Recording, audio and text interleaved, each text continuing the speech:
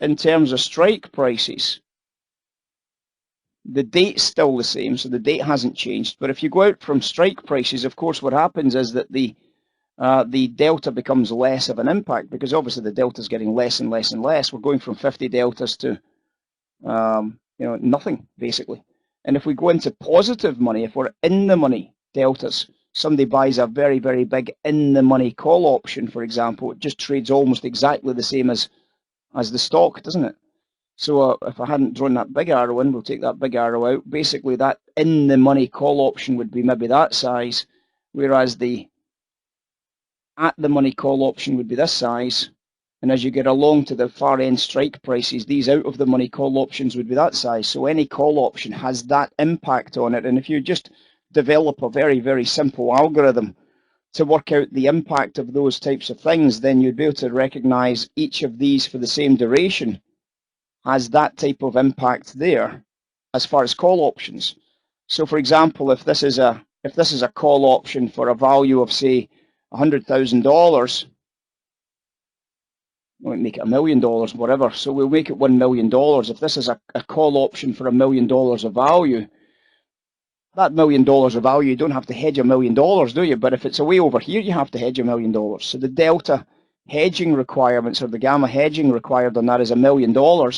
Whereas on this one here, it's only $500,000. It has less of an impact. And on this one here, 500 million, $500,000. And then on this one here, it might be something like, say, $50,000. So the actual gamma that option, that big out of the money call option generates is almost nothing, because it's a big out of the money call option. So as those call options come through, as you tabulate those call options, you basically assign a duration and a weighting to the delta that's attached to it. So obviously if the delta is these levels here, but the duration moves south, if the duration moves further out, then the impact is less, isn't it? The delta gets less. So instead of $1 million, but it's now 2 weeks away or 3 weeks away rather than 2 or 3 days away, that $1 million might drop to $600,000. That 500,000 might drop to 200,000. That 50,000 might drop to 20,000, because duration in terms of expiry dates is getting pressed and pressed and pressed further outside. So the way it works out is very, very simple, that every single option that comes in will obviously have a strike and a date.